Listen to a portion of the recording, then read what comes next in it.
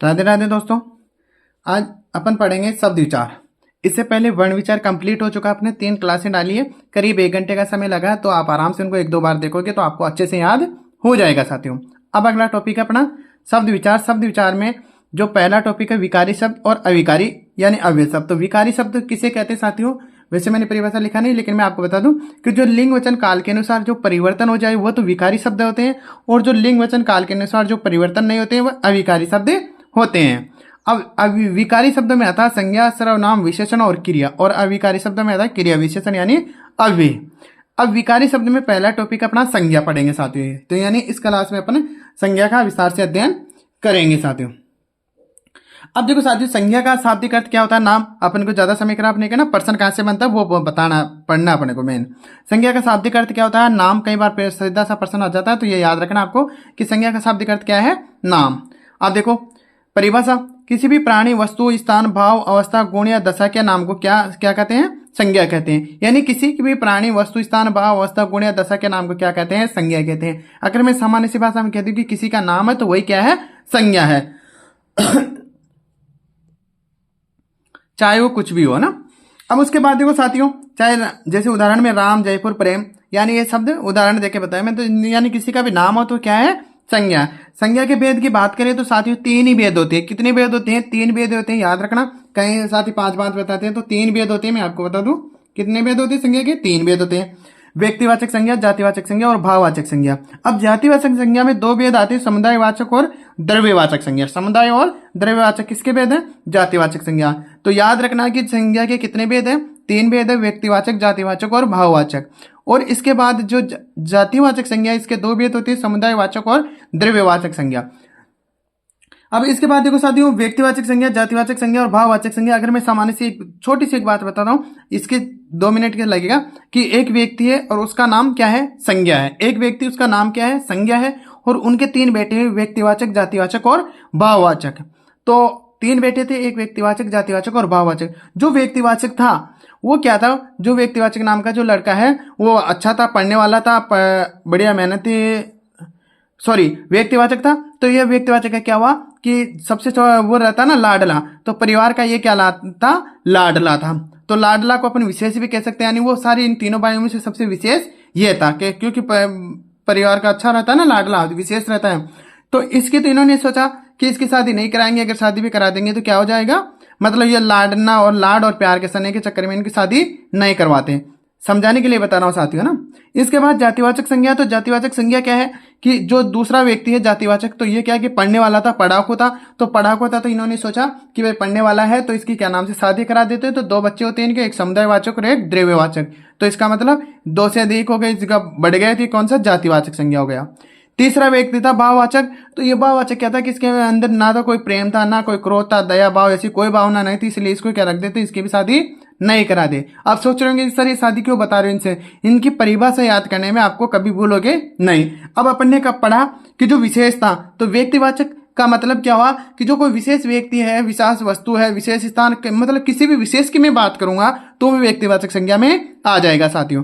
जातिवाचक संज्ञा मैंने अपने समझा कि इसकी शादी करा दिया, शादी कराने के बाद 2 बच्चे हो गए, तो यानी ये समूह का बोध कराएगा, एक जाति का बोध कराएगा, एक पूरे वर्ग का बोध कराएगा, तो वो जातिवाचक हो जाएगा। भाववाचक में अपने पढ़ाया था कि जिसमें दया, क्रोध, प्रेम और कुछ नहीं हो, तो वो सब क्या है? भाववाचक संज्ञा साथियों। अब अपन पढ़ेंगे व्यक्तिवाचक संज्ञा। ये एक छोटा सा समझाने के लिए मैंने बताया।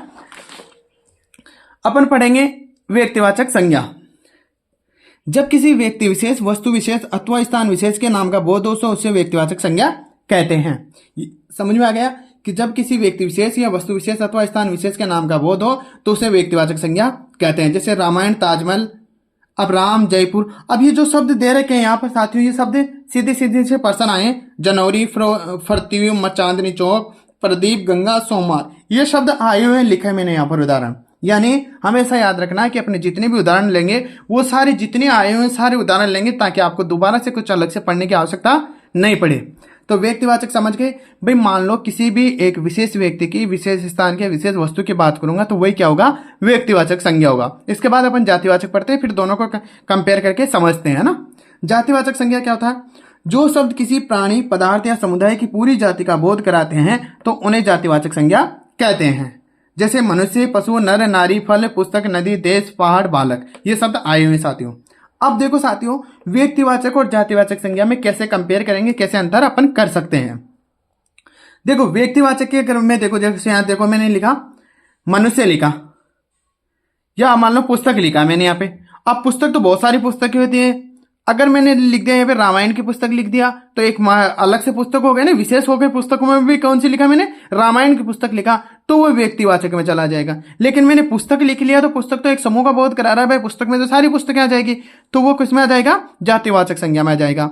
इसके बाद जैसे देखो मैंने नदी लिखा कि नदी शब्द, तो नदी शब्द अपने आप में क्या है, एक समूह का बोध करा रहा है, क्योंकि बहुत सारी नदियां, गंगा, यमुना, जमुना, सरस्वती, सारी नदी आ जाएंगी। लेकिन मान लो अगर मैं कह दूं कि गंगा नदी, अगर मान लो मैं कह दूं गंगा नदी, तो गंगा ये क्या हो जाएगी, विशेष नदी की बात कर रहा हूं, यानी पर्टिकुलर एक नदी की बात कर रहा हूं, तो वो किसमें आ जाएगी, व्यक्तिवाचक संज्ञा में। जैसे मैं कह दूं देश, तो देश बहुत सारे देश हैं, लेकिन मैं कह दूं भारत देश, तो भारत अलग, मतलब एक विशेष से आ जाएगा। तो इस तरह से मतलब समूह का बोध कराएगा तो जातिवाचक संज्ञा में आएगा, और एक पर्टिकुलर किसी व्यक्ति विशेष की बात करेगा तो वो व्यक्तिवाचक संज्ञा में चला जाएगा। जैसे मैंने पशु कह दिया, अब पशु किस में जाएगा, जातिवाचक संज्ञा में जाएगा। जैसे गाय कह दिया मैंने, अब गाय भी जातिवाचक संज्ञा में लगेगा, लेकिन जैसे मैंने अलग गाय की किस्म बता दी मैंने उसमें, तो वो क्या चले जाएगी, व्यक्तिवाचक संज्ञा में चले जाएगा। तो ऐसे आपका ध्यान रखना, जैसे पहाड़ है, बालक है, नारी है, फल है। अब जैसे फल का देखो जातिवाचक संज्ञा में आएगा, क्योंकि बहुत सारे फल हैं, लेकिन मैंने किसी विशेष फल का नाम ले दिया, आम, अंगूर, किसी का भी नाम ले दिया, तो इसका मतलब वो किस में चला जाएगा, व्यक्तिवाचक संज्ञा। इसका मतलब आपके ये समझ में आया कि भाई हमारे मोटा मोटा ये समझ में आ रहा है कि भाई जो व्यक्ति विशेष की बात करेगा, मतलब किसी विशेष वस्तु के विशेष स्थान की बात करेगा तो व्यक्तिवाचक संज्ञा में आ जाएगा, और अगर समूह की बात करेगा तो वह जातिवाचक संज्ञा में आ जाएगा। आपके समझ में आया होगा साथियों। जैसे मैं कहती हूँ शहर, तो शहर जातिवाचक संज्ञा में आएगा साथियों। क्यों, क्योंकि शहर बहुत सारे हैं, लेकिन मैं किसी पर्टिकुलर शहर का नाम ले दूं कि जयपुर शहर, तो वो अपने आप में एक पहचान है, तो वो किसमें आ जाएगा, व्यक्तिवाचक संज्ञा में। अगर सामान्य से मैं बात करूं कि समूह का बोध कराए तो जातिवाचक, और पर्टिकुलर किसी का भी नाम लूं तो वो व्यक्तिवाचक संज्ञा में चला जाएगा साथियों। आई होप ये दोनों चीज आपके समझ में आ गया होगा, और आगे भी इनके और जो उदाहरणों की सहायता से अपन पढ़ेंगे। अब ये देखो भाववाचक संज्ञा। भाववाचक संज्ञा किसे कहते हैं साथियों, जिस संज्ञा शब्द में से प्राणियों और वस्तुओं के गुण, दशा, गुण, धर्म, दशा, भाव, कार्य आदि का बोध हो उसे भाववाचक संज्ञा कहते हैं साथियों। यानी जिस संज्ञा शब्द से प्राणियों या वस्तुओं के गुण, धर्म, दशा, भाव, कार्य आदि का बोध हो उसे भाववाचक संज्ञा कहते हैं। जैसे गुण दोष में देखो सुंदरता, कुरूपता, चतुरता, दशा में देखो बुढ़ापा, यौवन, प्यास, बचपन, भाव में देखो आशा, स्वार्थ, चतुरता, क्रोध, शांति, ईर्षा, कार्य में देखो सहायता, विश्वास, प्रशंसा, सलाह, नैतिकता, योग्यता। अब ये कुछ शब्द है, योग्यता, समझ, चतुराई, मित्रता, चतुरता, सफलता, यौवन, विद्युता, दासता, देवत्व, व्यवहारिक और नरमता। अब ये सारे शब्दों को क्या क्यों लिखा मैंने साथियों, कि सीधे सीधे शब्द पूछे गए हैं, प्रत्यक्ष अप्रत्यक्ष रूप से, मतलब घुमा फिरा करके ये शब्द पूछे गए हैं कि इनमें कौन सी संज्ञा है, भाववाचक संज्ञा है। अब अगर आप इनको शब्दों को क्या होगा कि अगर आप एक दो बार पढ़ लेते हो तो सीधा ही आपको शब्द मिल गए। जैसे मान लो आशा, तो अपने को सोचने समझने की जरूरत नहीं क्योंकि वो पढ़ा हुआ है अपने, ऐसे भी आप दिमाग लगा के भी कर सकते हो, लेकिन आपको अगर नहीं है तो समझ के तो वैसे भी कर लोगे। लेकिन फिर भी अगर शब्द जो शब्द आ रखे हैं, अगर उनको एक दो बार अपन पढ़ लेते हैं तो अपने को कॉन्फिडेंस पूरा रहता है कि हाँ कि नहीं ये सही है। बाकी ऑप्शन के आधार पर आप कर ही सकते हो, ऐसी कोई दिक्कत है नहीं। तो ये थी भाववाचक संज्ञा साथियों। अब इसके बाद अपन पढ़ेंगे जो प्रश्न आता है, ये तो एक सामान्य सी बात ये थी कि व्यक्तिवाचक, जातिवाचक, भाववाचक यानी संज्ञा में क्या क्या होता है, कौन कौन से भेद होते हैं, ये वाले बात थी साथियों। अब इसके बाद पढ़ेंगे जो प्रश्न आता है अधिकांश यहां से आता है साथियों। कहां से आता है, जैसे प्रश्न सीधा ये पूछा जाता है कि जातिवाचक संज्ञा से भाववाचक संज्ञा बनाना, कि कौन सा शब्द है जो जातिवाचक संज्ञा से भाववाचक संज्ञा बना है साथियों। एक ही प्रश्न कई बार आप पूछा गया, ये सारे शब्द आए हुए आपको पता है ही सही। जैसे ता प्रत्यय लगा के बना देते हैं साथियों, प्रभु जातिवाचक संज्ञा है और प्रभुता भाववाचक हो जाएगा। मानव जातिवाचक संज्ञा की बात कर रहा है, मानवता भाववाचक में आ जाएगा। जैसे पशु जातिवाचक की बात कर रहा है लेकिन पशु था भाववाचक हो जाएगा। षट जातिवाचक संज्ञा है, षट था भाववाचक। अब जैसे साथियों ये षट शब्द दे रखा देखो यहाँ पर, अब सट को अगर अपने को कहीं पता नहीं है, पढ़ा हुआ नहीं, तो कई बार क्या हो जाता है कि भले ही कितना ही अच्छा सरल पर्सन हो, लेकिन वो का अगर पढ़ा हुआ नहीं होता तो वो भी अपना गलत चला जाता। तो जैसे अब ये सट है, जैसे इसमें तो अपन समझाएंगे भाई मानव से मानवता भाववाचक हो जाएगा, पशु से पशुता भाववाचक हो जाएगा, प्रभु से प्रभुता भाववाचक हो जाएगा, लेकिन सट से सटता मतलब इतना अंतर अपने को समझ में नहीं आता है। तो ऐसे शब्द अगर जब आप रिविजन कर लेते हो तो वो आपको याद रहते हैं, तो पर्सन गलत होने के चांस नहीं। तो सट यानी सड़ता, ये सारे उदाहरण आए हुए हैं साथियों। पन से बच्चा यानी बचपन, ई पढ़ते से चोर चोरी, भक्त से भक्ति, बूढ़ा बुढ़ापा, बहन से बहनापा।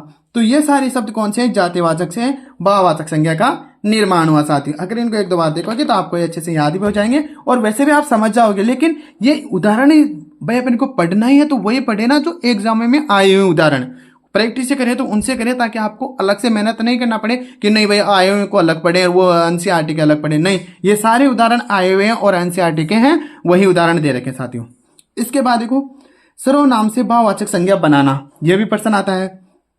तो पढ़ते लगा के देखो, अपना से अपन तो, सव से सव तो, पन पढ़ते लगा कर पराया, तो ये तो सर्वनाम है और परायापन भाववाचक हो जाएगा। अपना सर्वनाम है, अपनापन भाववाचक हो जाएगा। कार पढ़ते से अहम, अहम शब्द से बना साथियों ये, अहम यानी मैं, अहंकार, इसका क्या बनेगा भाववाचक? अहंकार। तो याद रखना अहम का मतलब होता है अहम होता ही है ना। सर्व पढ़ते का सर्व और सर्वस्व, तो ये किसे हैं? ये सारे सर्वनाम से बनने वाली भाववाचक संज्ञा के उदाहरण है साथियों। इसके बाद देखो साथियों, अच्छा ये इधर इसके रह गए थे, सॉरी साथियों ना। जातिवाचक संज्ञा से भाववाचक संज्ञा बनाने में तव प्रति ये रह गया था। जातिवाचक से भाववाचक में पशु से पशुतव, कवि से कवितव, बंधु से बंधुतव। अ प्रत्यय में शिशु से शैशव, गुरु से गौरव और विभु से वैभव। तो ये सारे पर्सन जातिवाचक से भाववाचक संज्ञा के थे, ये सर्वनाम से भाववाचक हो गए। अब अपन पढ़ रहे हैं विशेषण से भाववाचक संज्ञा बनाना साथियों। क्या पढ़ेंगे? विशेषण से भाववाचक संज्ञा बनाना। आय पढ़ते में अच्छा से अच्छाई, बुरा से बुराई। आस पढ़ते में खट्टा से खटास, मीठा से मिठास। ता पढ़ते लगाकर बना सकते हैं उदार से उदारता, वीर से वीरता। ये पढ़ते लगाकर मधुर से माधुर्य और स्वास्थ्य स्वास्थ्य। तो यानी विशेषण से बनने वाले भाववाचक, देखो अच्छा एक विशेषण है, खट्टा विशेषण है, किसी की विशेषता बता रहा है, उदार भी विशेषण बता रहा है, मधुर विशेषता बता रहा है, लेकिन माधुर्य उसके भाववाचक संज्ञा में बदल जाता है साथियों। ये अच्छा से अच्छाई ये भाववाचक है, अच्छाई क्या है ना, तो ये एक भाववाचक संज्ञा, ये भाव है साथियों। और अच्छा क्या है? एक विशेषता है। तो इस तरह विशेषण से भाववाचक संज्ञा बनाना। तो अधिकांश प्रश्न तो साथियों यहीं से पूछा जाता है कि कौन किससे कौन सी संज्ञा बनती है साथियों। तो यह आपको याद रखना ही है। तो इस प्रकार के मोस्ट जितने भी आपके आ रखे हैं सारे सवाल यहाँ पे ले आया हूँ। इसके बाद कुछ प्रश्न बचते हैं साथियों जो मैं अलग से, फिर भी अगर कोई रह गया जिसको अलग से लेके आया हूँ, ताकि आपको अब इस एक ही क्लास में संज्ञा का समापन हो जाए, यानी संज्ञा में इसके अलावा कुछ भी नहीं बचे साथियों। तालाब में कमल का फूल खिल रहा है, रेखांकित शब्द। देखो साथियों, तालाब में कमल का फूल खिल रहा है, रेखांकित शब्द में संज्ञा है। कमल क्या है? व्यक्तिवाचक, क्योंकि फूल जातिवाचक संज्ञा, आपको याद है फूल कौन सा है? जातिवाचक है, लेकिन कमल क्या है? व्यक्तिवाचक है। कि मैं फूलों में भी किसकी बात कर रहा हूँ? एक स्पेशल फूल की बात कर रहा हूँ, तो इसीलिए कमल कौन सा है? व्यक्तिवाचक संज्ञा। ये आए हुए हैं साथियों ना। पुस्तक में कौन सी संज्ञा है? जातिवाचक संज्ञा। पुस्तक में कौन सी संज्ञा है? जातिवाचक संज्ञा। अगर मैं किसी पर्सनल पुस्तक की बात कर देता तो मैं कौन सी हो जाती? व्यक्तिवाचक साथियों। गांधी को राष्ट्रपिता कहा गया, इस वाक्य में गांधी शब्द क्या है? अब देखो साथियों, गांधी को राष्ट्रपिता कहा गया, इस वाक्य में गांधी शब्द क्या है? व्यक्तिवाचक संज्ञा की बात किया गया है साथियों। अब यह वो वाला गांधी नहीं है कि गांधी परिवार की बात कर रहे हो, नहीं, ये पर्टिकुलर किसी व्यक्ति की बात कर रहा है, नाम की बात कर रहा है यहाँ पे कि गांधी को राष्ट्रपिता कहा गया, यानी महात्मा गांधी को राष्ट्रपिता कहा गया है, इसीलिए इसमें कौन सी संज्ञा हो जाएगी? व्यक्तिवाचक संज्ञा। नेक्स्ट देखो साथियों, झूठा आदमी विश्वास के योग्य नहीं होता, इस वाक्य में विश्वास है। अब देखो, झूठा आदमी विश्वास के योग्य नहीं होता, इस वाक्य में विश्वास। अब देखो, विश्वास किसी की व्यक्ति की पहचान करा रहा है क्या? नहीं। किसी की मतलब है समूह का बोध करा रहा? नहीं। तो विश्वास क्या है? एक भाव है। क्या मुझे तुम पर विश्वास है? तो ये विश्वास क्या है? एक भाव है, और भाव होने के कारण इसमें कौन सी संज्ञा हो जाएगी? भाववाचक संज्ञा। मधुर विशेषण से बनी भाववाचक संज्ञा है, अभी अपने पढ़ के आए माधुर्य। तुम्हें धोखा नहीं देना चाहिए था, वाक्य में धोखा संज्ञा है। धोखा क्या है? भाववाचक है अपने आप में। तुम्हें धोखा नहीं देना चाहिए था, वाक्य में धोखा क्या है? भाववाचक संज्ञा है। महात्म्य शब्द में कौन सी संज्ञा है? भाववाचक संज्ञा है। यानी ये अलग से जो रह गए थे उनको अलग से मैंने यहाँ पर ऐड किए, जो आए हुए सारे पर्सन है साथियों। भारतीय सेना बहुत शक्तिशाली है, वाक्य में सेना संज्ञा है, कौन सी संज्ञा सेना में, सेना शब्द में कौन सी संज्ञा है? जातिवाचक, क्योंकि सेना अपने आप में समूह का बोध करा रही है। इनमें क्रिया विशेषण से बनी भाववाचक संज्ञा है। अब देखो साथी, इनमें क्रिया विशेषण से बनी भाववाचक संज्ञा है। क्षमता, ममता, विशालता और शीघ्रता। अब पहले आपको देखो इसमें क्या पूछ रहे हैं, इसमें क्रिया विशेषण से बनी, तो क्रिया देखनी पहली तो आपको, भाई आपको संज्ञा पहचान में आने है, लेकिन सब शब्द में क्रिया तो होगी ना। जैसे समता में कोई क्रिया हो रही है? नहीं। ममता में कोई क्रिया हो रही है? विशालता में कोई क्रिया नहीं हो रही है। तो क्या नाम से इसमें क्या बता रहा है? शीघ्रता। शीघ्रता में क्या हो रही है? क्रिया हो रही है। शीघ्र यानी जल्दी जल्दी, तो शीघ्रता में क्रिया हो रही है, तो शीघ्रता का मतलब भाववाचक संज्ञा यहाँ पर होगी। कोयला में संज्ञा शब्द का भेद बताइए। कोयला में संज्ञा शब्द का भेद बताइए। जातिवाचक संज्ञा है। अगर मैं किसी पर्टिकुलर कोयले की बात करता हूँ, जिस तरह से 4 प्रकार के होते हैं ना, एथरासाइट, रे, लिग्नाइट, इस प्रकार कोयले, तो यानी अगर किसी की बात करता तो वो व्यक्तिवाचक हो जाता, लेकिन कोयला शब्द की बात की मैंने तो जातिवाचक संज्ञा हो जाएगी साथियों। डॉक्टर चंद्रा आधा में सास की धनी थी, वाक्य में प्रयुक्त सास शब्द में कौन सी संज्ञा है? भाववाचक संज्ञा है। आपको समझ में आ गया होगा। तो साथियों, ये था 15 मिनट 20 मिनट का 15-16 मिनट का वीडियो, और इस 15-16 मिनट में संज्ञा टॉपिक को अगर आप ढंग से देखोगे, समझोगे, तो इसके अलावा कोई भी शब्द बाहर जाने वाला नहीं है, और आराम से रिवीजन कर सकते हो। इसी तरह फटाफट से आपके रिवीजन करने के लिए रीट सेकंड ग्रेड सब में जो हिंदी व्याकरण है उनके लिए रामबाण क्लासेस साबित होगी, क्योंकि इसमें सारे व्यवस्थित लिखे हुए हैं और उदाहरण भी वही हैं जो आपके आए हुए हैं, तो आपको अलग से कुछ पढ़ने की आवश्यकता नहीं पड़ेगी। तो मैं विश्वास करता हूं कि आपको क्लास बहुत पसंद आ रही होगी। अगर क्लास पसंद आए तो वीडियो को लाइक करें, चैनल को सब्सक्राइब करें। ठीक है साथियों, मिलते हैं नेक्स्ट वीडियो में। धन्यवाद साथियों।